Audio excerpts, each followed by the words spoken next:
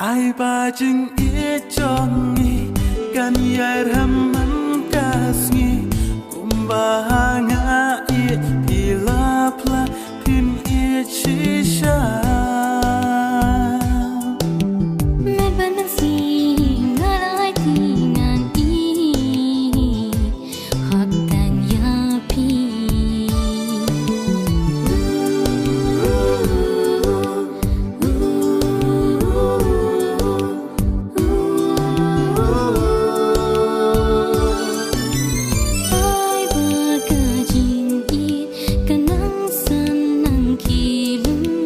Hapden kisha bangin ya lempi nganom ie no ya pi kumbangala tram pilawanurlo si junam ban pi ngan sa ngan shong